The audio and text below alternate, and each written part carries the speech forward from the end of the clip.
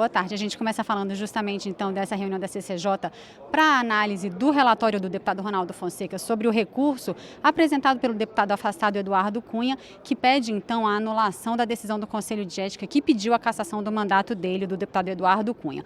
O relator concordou, como vinha dizendo o Lincoln, com um dos argumentos do deputado, pede então, acatando o argumento, pede a anulação da votação no Conselho de Ética, acatando o argumento de Cunha de que essa votação não poderia ter sido feita por votação nominal, que é quando os deputados proferem, nominalmente, verbalmente, os seus votos em plenário. O relator acatou o argumento de que essa votação nominal não tem respaldo regimental e que teria gerado o chamado efeito cascata. A gente conversou já sobre isso, sobre esse relatório apresentado hoje, com dois deputados para repercutir o que traz o relatório. O deputado Betinho Gomes e o deputado Covatti Filho comentaram esse relatório. O relator Ronaldo Fonseca está fazendo um esforço grande para tentar se apegar a um fato isolado na tentativa de anular a votação.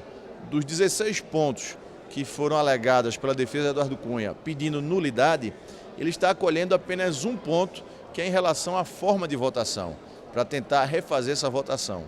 Eu quero dizer que, inclusive, a votação e a forma de votação foi definida num plenário do Conselho de Ética, através de requerimento com ampla maioria, com base numa decisão colegiada, que tem autoridade, autonomia para poder fazer essa forma de escolha de votação.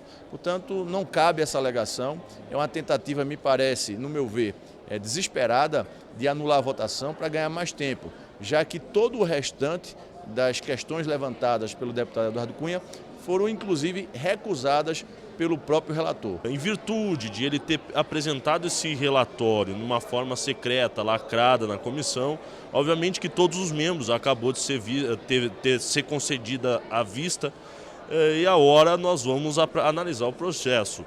Tem uma grande questão que ele se apegou muito, que foi um vício inconstitucional no processo de eleição, aonde ele disse em formas e palavras para um bom entendedor, dizendo que no processo de votação nominal, logo após a votação da deputada Tia Heron, o deputado Vladimir, ele foi no embalo da Tia Heron, sabendo que não poderia ter uma consistência de vitória. Isso interferiu no resultado, aonde acabou dando 11-9 a votação.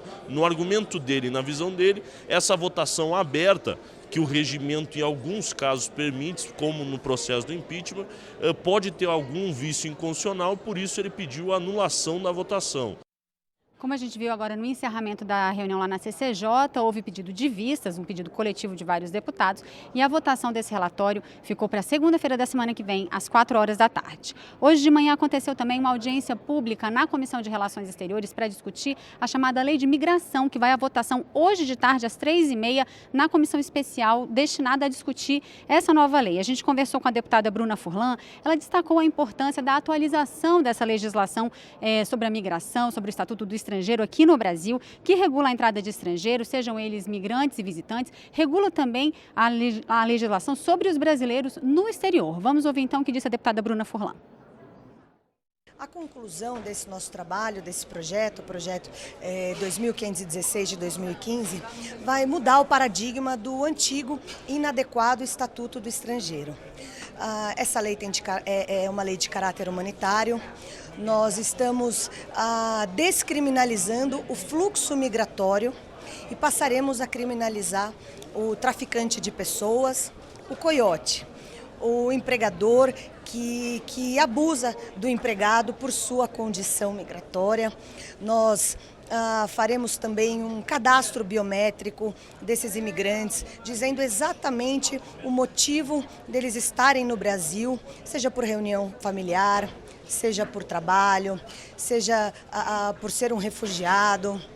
Então, nós revogaremos o antigo e inadequado Estatuto do Estrangeiro, que foi promovido numa época pós-ditadura, que tinha um caráter punitivo e expulsório. Outro destaque da manhã de hoje é o 4º Seminário Internacional sobre o Marco Legal da Primeira Infância, que acontece ao longo de toda a semana aqui na Câmara dos Deputados, contando também com representantes do Senado. Entre outros assuntos, o seminário discutiu na manhã de hoje uma das principais inovações do Marco Legal, essa lei que foi aprovada já em 2016, ainda este ano, que é a questão da ampliação da licença paternidade para até 20 dias. A gente conversou sobre esse assunto com a professora de Economia da USP, Paula Pereda. Como as empresas elas têm a possibilidade de debitar esse valor do salário dos indivíduos, pais de recém-nascidos, do imposto de renda das empresas de lucro real, a empresa em si não vai ter nenhum custo adicional direto. Foi isso que a gente levantou, e do ponto de vista do governo é uma política de baixíssimo custo. Você tem muitos estudos que já levantaram benefícios muito superiores de licenças maiores, né? Na Noruega, Finlândia, Islândia, que são países que já têm há algum tempo uma licença mais extensa. Então, do ponto de vista dos benefícios, você tem um levantamento empírico, né, de estudos já bem desenvolvido, falando dos efeitos para as crianças na vida educacional delas e no futuro como adultos.